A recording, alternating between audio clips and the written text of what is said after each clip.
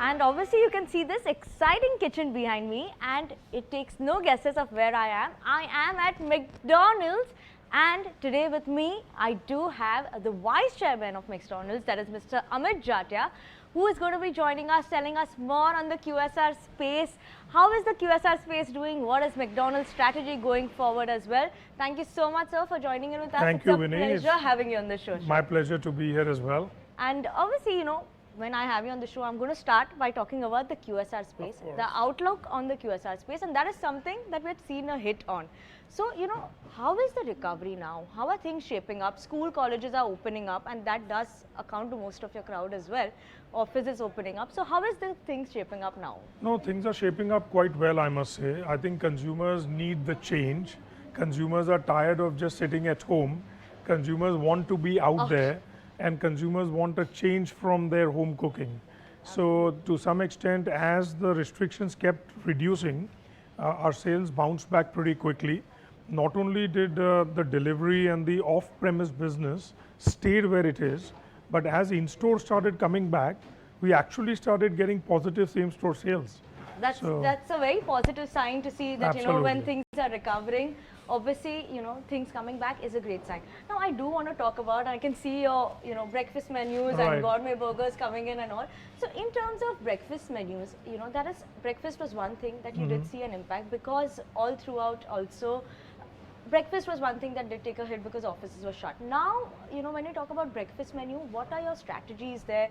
People have started focusing more on health because of COVID as well. So, what is the understanding coming in on the breakfast menu? Sure. In fact, I'll take your cue on the health for breakfast because our breakfast menu is around eggs, it's around freshly cooked and so on, grilled products, and globally McDonald's is very popular with breakfast. And to that extent, the breakfast menu has done very well. In the short term, of course, during the time of COVID, we had to sort of stop breakfast, primarily because there was nobody really going out there. And we wanted to focus on the core menu. But now over 80 restaurants are back with breakfast, and it's picking up and coming back to its old levels. The other big advantage we have with breakfast is coffee. And now that there is a McCafe everywhere, that kind of goes very naturally with breakfast. Absolutely. And of course, who else could have a dosa masala burger, right? Absolutely. And that links very beautifully with breakfast. That is something that is very interesting of McDonald's, like actually catching the palate of our Indian taste buds as well. And that launch has surely done well for us as well. What I wanted to talk about, sir, as well is in terms of overall, when you talk about McCafe now. So when you are talking about McCafe, and when we come across to there are a lot of smaller players coming in, international brands coming in terms of McCafe as well. So how do we compete with these brands? What is the competition that comes in for McCafe? Because there are a lot of smaller players that have come in this space. So the good thing about all the small players, about more burger players, is actually it starts increasing the relevance of the product to the consumer. So what has happened is that the segment is still very small. The frequency of eating out in India is very small. So to give you an example, out of 100 occasions of us eating as people, people are still eating out only 8 to 10 times, even in a city like Bombay. So what happens is, as more and more brands proliferate the market, it actually increases the frequency of eating out. So what used to be about 3 to 6 times a month has already gone to 8 to 12 times a month. And if I look at Asian markets, they are 18 to 25 times a month out of 100. So what we believe is, first and foremost, when new brands are coming in, it grows the market, it increases relevance. Number two, we are not new to competition. I mean, we compete globally with everybody like you cannot imagine. And if you look at Europe, you look at US, there are specialty coffee segments, neighborhood coffee shops that do a really, really good job. And yet, McDonald's, particularly McCafe, has found a beautiful spot in the hearts of the consumer. And I feel that's because of the taste of the coffee. I think we got that right. That's absolutely right. And on that note, I'm surely going to pick up my coffee. Me too, me too. And we are going to have our lovely coffee as of now. Absolutely. But, talking a bit more on McCafe, how does this share, because it does come in breakfast side and this overlaps our breakfast menu plus this, so how is the revenue share contribution in terms of overlap on that? Because there are a lot of times on Mac delivery, I do see, we do get offers coming in, so how does that come in place with all this? So what happens is, first and foremost, coffee has opened up a new day part for us in business. Now remember, before McCafe, people would come to us primarily for lunch and dinner. Right. Okay, then we added the breakfast menu and coffee went beautifully with that. So, I call it 1 + 1 + 1 is equal to 5. So now that we have good coffee, it grows the breakfast business. Absolutely. When people come for lunch and they want to now end up with a good cappuccino, now they can order that on McCafe. Plus people can come only for an afternoon snack because coffee is consumed post lunch and post dinner as well. So I think it has completed our menu offerings quite nicely. As you can see, we have good muffins as well. Absolutely. And people are loving the muffins as well. And most importantly, because we've got the taste of coffee right and consumers are giving us very good feedback, I think we are increasing the share of coffee in our business. Oh. So for example, out of the 320 restaurants, we already have about 230 McCafes. Okay. And it's soon going to be in every single McDonald's. Oh, that's very, very interesting to know in terms of coffee as well. But, I do also want to know, so how does that work in terms of a share for you as well? And, what is the margin contribution that comes in from McCafe in terms of sharing So as well? while we don't share specific numbers, but I can tell you, in terms of overall, just a broad base. I'll try my best to give you an answer. We do believe that, the aspiration is that McCafe alone can be a 500 to 1,000 crore brand over the next 5 to 10 years. Today it is in 3-digit crores, okay? And it's a decent chunk of our business. So it has done very well and it's continuing to grow. So pre-COVID, the sales of McCafe had gone up by almost 400% over a 3 to 4 year horizon. So it was on the rise. And even then, we have yet to play out the entire menu. So what I mean by that is, think of smoothies, right? We've rarely talked about smoothies outside of our menu board. And soon, we need to get to advertising where we are going to talk about smoothies and the other products we have.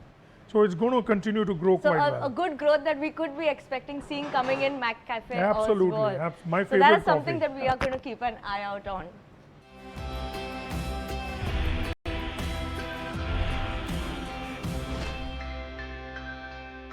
And so, obviously we spoke about McCafe, how we are going to be seeing growth coming in there.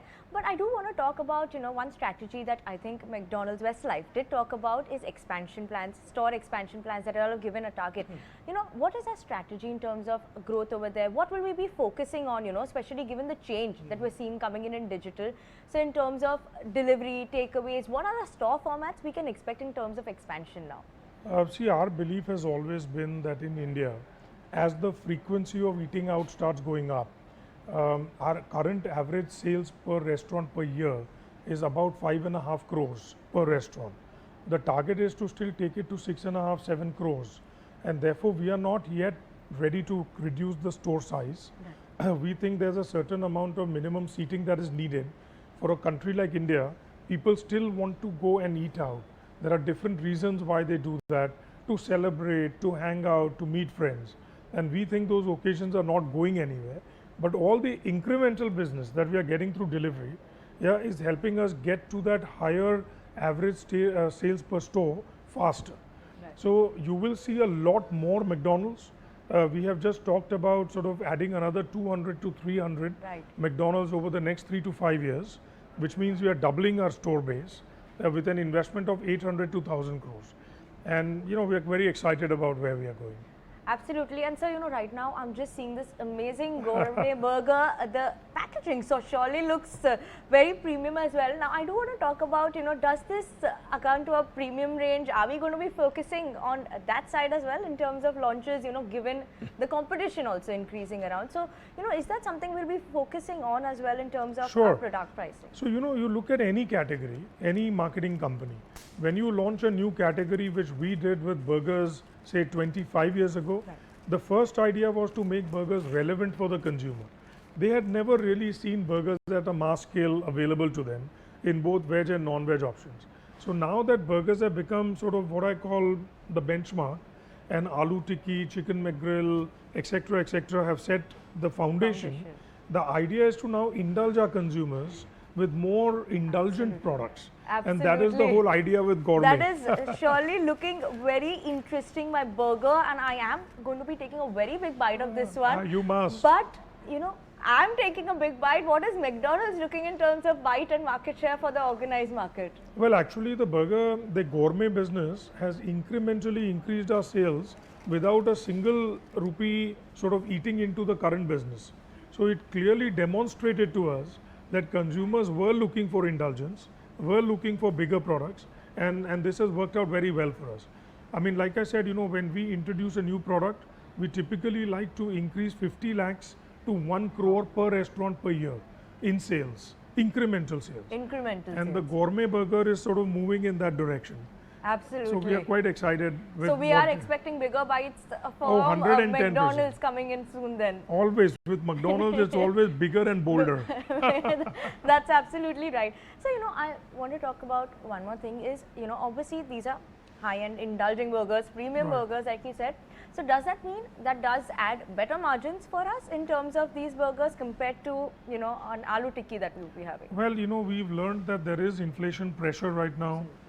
Also, we've learned that, you know, once we set a price, we don't like to change that very quickly. So we have tried to ensure that we maintain our margins quite nicely with the gourmet burgers. And you know, in the gourmet burgers, you'll see jalapenos, you'll see a lot Absolutely. of premium sort of ingredients. I do see those purple cabbages as well coming in and all the Exactly. way. So the idea is to give them all of this and yet at a very, very affordable price. Value. At its value. A value meal is always what McDonald's, I think, is believing in. I call it affordable luxury. Absolutely. Okay. Absolutely. So, you know, the whole thought process is how do you bring global flavors and global tastes and make it available to mass market in India? It's no more, it should not be a fine dining experience where you get these harissa sauce or the jalapenos, but even at a McDonald's and at an affordable price. So while we have clearly maintained our margins, but at the same time we are giving consumers tremendous value, as you rightly said. Absolutely, sir. So, you know, also, I do want to know, you touched upon inflation. Now, that is a concern. We have been seeing that inflation is affecting every sector. Right. Globally, not only in India, globally. Right. How, you know, do you think it's easy for the sector overall also, as well as for Westlife, to actually tackle this issue? Because it's still continuing that we're seeing prices in food inflation or fuel costs, everything is rising. So, how do you manage that? So there are two reasons and two ways in which we are able to manage this. First and foremost, I have always believed that inflation is here to stay, whether it is now, before or tomorrow. Okay. Of course, there are certain years where inflation is a bit stronger and certain years where it's all right. So therefore, our company's goal is to continuously increase our productivity by 100 to 200 basis points a year so that we can fight inflation, and thankfully we've been doing that every year, and that it's a continuous program, and because it's a continuous program, we are quite ready to deal with inflation. Okay. Of course, there are some quarters that it may go up and down, but that's one part. But the other very important part is that we are, I feel, the only brand that's actually backward integrated all the way up to the farms. Okay, and therefore we are working directly with farmers. So not only do we increase their sell price, but we cut out all the middlemen, and therefore, you know, it's a win-win for everybody. So we are able to manage inflation better than anybody else. That's absolutely great, sir. You know, I wanted to understand, obviously, holiday season, everyone is going to be binge eating, whether Right. at home or going outside. And you know, one thing is, how do you see your sales during these holiday seasons? What is it? Is there any difference this time? You know, we are seeing a recovery, but now we are seeing a new variant coming in, that bit of a concern. So, you know, what is that, you know, shaping up in terms of dine-in sales as well as our delivery takeaways, if you could give us an answer? So, you know, pre-Omicron coming in, business was moving in the right direction, and so far it continues to be. Of course, the government has to do what is right for the population, for the country, and I think we've now learned how to adapt. After being in this for almost 2 years now, you know, we as a company are quite ready to be nimble and move pretty quickly and adapt to the changing principles here. Right. So, you know, I mean, I'm keeping my fingers crossed. I think so far We managed it very well in India, and fingers crossed that it stays this way, and therefore our business stays as it is. Absolutely. So, and just one more thing I'm going to nudge you on is dine-in sales. How has that, would you say they're back to pre-COVID levels, at least as of now? As of now, they were, yes. As of now is what we're seeing is fingers crossed. back to pre-COVID levels in terms of that. Exactly. Okay, so I want to understand one more thing. Delivery business is a bit lower margin. So how do we tackle that in terms of margins? Because right now there are a lot of deliveries, takeaways will be the major chunk given the situation. So how do we tackle those low margins? And maybe that could be a trend, because I think somewhere down the line you do want to sometimes sit at home and just munch on a burger as well. No, so you see, my philosophy has always been that where there is business, you have to make that affordable and workable for the business. So what I mean by that is that we launched delivery in 2005. So we were not new to delivery when it took off. Of course, when it started taking off, we already knew that there is that incremental cost of delivery. However, what we've done over the last 3 to 4 years, we've been able to get our business model to be more apt to managing delivery as a much higher percentage of the business. And therefore, now we are quite neutral. I would say the margin is very incrementally lower and is therefore quite workable. McCafe makes up for it quite well, meanwhile. That's absolutely right, sir. So, I do want to understand in terms of, the power of digital, how McDonald's is leveraging these omni-channel platforms and overall engaging your customer is also important for you. So how do we actually leverage this digital change that is coming? So the good news is that today without digital, it doesn't work. Yeah, for any brand, you must be omni-channel. And in my opinion, it's about bricks and mortar and about digital. And that's why it's omni-channel. Okay. It's about anywhere, anytime, anyhow. Yeah, absolutely. And the payment options have to be whatever the consumer likes. So that's the big shift that has happened in the last 3 to 5 years. Fortunately for us, I have learned that you have to keep up with technology, and therefore we kept investing in our POS systems even before all this started happening. And therefore pre-COVID, we were ready. We were internet, digital ready. So the day this happened, we were the first brand to go contactless delivery, contactless in-store, contactless takeaway, and things like that. Because our POS, which is the point of sale system, had the capacity to deal with it. So, we are quite ready, but I think the world is changing so rapidly that we need to keep up, and we've learned that you have to stay ahead of the curve. And so just to stay ahead of the curve, any new plans that you have in terms of the technology side or any new formats that you're looking at? Because obviously there's been a vast change. Like in 1996, there were very few, one of the few QSRs. I think you were the lone rider in the QSR space. So obviously, starting at that where you had only one format, like we used to come in and take into digital evolution. So what can we expect next coming in those terms, in terms of digital terms from? Sure. You can expect McDonald's to lead. You can expect McDonald's to set the pace for the industry. And we've actually already done it with Experience of the Future. Okay? So Experience of the Future restaurants are now almost 80 to 90, and we intend to get to 100%. We are the first brand that introduced in a QSR table service. You could go, there was a kiosk, you order, and as soon as you order, the food comes on the table. So we will continue to lead the path. We will continue to use all these technological tools at our disposal. The important thing in today's world is you got to keep evolving. And with McDonald's, you will see that evolution coming every single day. So you will see a lot of change. Already EOTF is the way forward, and you will see 100% of our restaurants with the Experience of the Future. More. Absolutely, sir. Going to be interesting to see that side. Right. But I do want to understand one thing. Now from here on, what can we expect from Westlife going forward in the next 2-3 years? Where can we see Westlife now? Sure. I mean, first and foremost, we've announced this big expansion plan. It's a very considered thought. We had launched Vision 2022 in 2016. We are launching Vision 2027, and this expansion is a part of that vision. So you will see a lot more McDonald's restaurants. You will see a lot of work around menu, the gourmet burgers, the fried chicken that we've done in South India, and you will see a lot more work around there. You will continuously see McCafe go to almost 100% penetration. More importantly, you will see Experience of the Future, and we of course have some other surprises in the pipeline around brand McDonald's. Okay. The idea is anywhere, anytime, anyhow. Okay, that's interesting. Anywhere, anytime, anyhow. And anyhow, so that does that mean we'll be focusing more on tier 2, tier 3 rural areas as well, is where we'll be focusing on as well? Also, I mean, not that we don't have restaurants Yeah. there, but we've tended to be where we believe that there is business and there's consumers, okay, which has been the Mumbai, Pune, Ahmedabad, and so on. However, we are beginning to see a lot of traction come into small towns as a part of COVID, and therefore we want to take advantage of that shift. And while we are in only 46 cities, our competition could be sometimes in over 100 cities. And what that says over anything else, that that is untapped potential for us.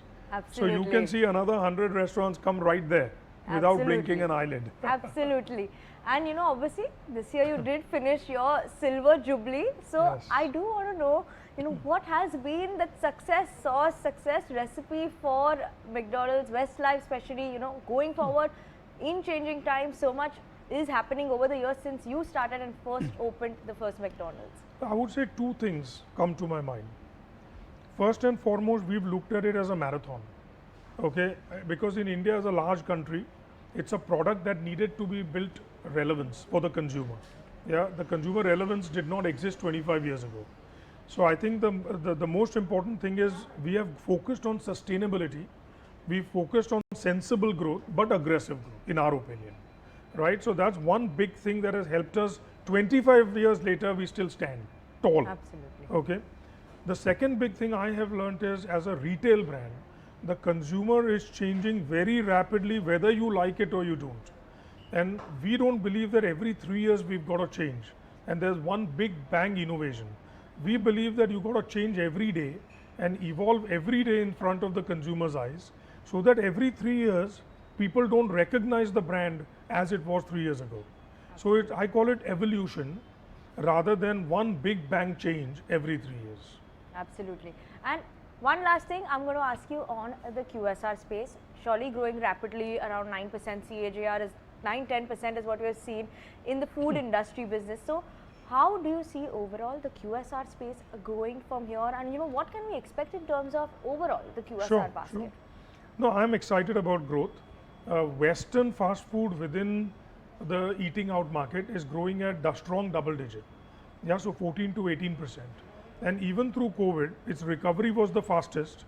And you know, unfortunately, a lot of the unorganized players have faced a lot of difficulty to come through the COVID period. So I'm quite excited about where QSR and the eating out industry is heading. So strong double digit growth.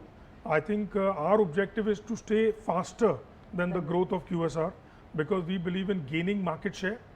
Again, I'll share one very important thing, the way I see it at least, is when people talk about share, right? At least the way I see it is, it's about share in the markets we operate in. So for example, if we are not operating in a city, we don't think that there is a point of taking share there in the short term. In the long term, yes.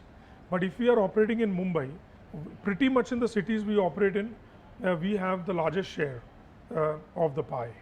That's very interesting. Largest share, largest bite. Surely, I think everyone's loving that McDonald's burger to gain that large bite also. And you know, with that, we are going to end our question answers, but we are going to actually have a rapid fire round God. with you. Oh. And I'm going to see what is your favorite thing here now. We want to know what you like. What is Okay, the top I'm boss on the liking, and spot. No on worries, the- I'm ready. all in. So you know, let's just quickly start. I'm going to throw in a couple of questions for Sure. you, and we'll start the rapid fire. Sure. So fine dine or fast food? For the right occasion, the right place. That's diplomatic. Right occasion, right place. But that's a nice one. Burgers or pizzas now? Burgers, no question. Absolutely. And salted or peri peri? What is your favorite food? Always a dilemma. Always a dilemma, but I'm going to make you pick one now. Peri peri. Peri peri. That is it. That's. I'm loving it too. Yes. And overall, when you look at it now, a bit one on the work side is going to be only McDonald's, or are you going to be looking at other franchisees as well? Only McDonald's. Only McDonald's. Only McDonald's. And delivery or dine-in? What's your favorite? Well, I like dine-in because I get hot, fresh food. Absolutely, absolutely. That's the right answer, I think, to come in and eat. Absolutely. Waiting for COVID to go so we can chill more at McDonald's now. And 30 minutes delivery now, or 10 minutes, or is there another number that you're looking There to is give? another number. We had launched a 20-minute delivery, Oh, and we like somewhere- that. 20 We think minute that's the delivery. sweet spot between trying to rush on the roads and get crazy versus being too late Too at late. 30 minutes. So 20 minutes it is. 20 it is. And expansion or promotion, my last one. Expansion. Expansion it is. Thank you so much, Amit sir. It's a pleasure having you on the show. It's been great talking to you, and it's super fun being at McDonald's, eating a nice gourmet burger, having my cup of coffee. It's a pleasure having you on the Thank you, show. Winnie. I really enjoyed it, and thank you for coming to the restaurant and helping us with some sales as well. Thank you so much, sir. Thank you. Thank you. Okay, and that was the Westlife Development Management. That was Mr. Amit Jatia for you all. But, you know, that was brunching, breakfasting, talking about Mac cafes. But we do have lunch planned for you all as well. So surely stay tuned in for lunch coming up next for you all.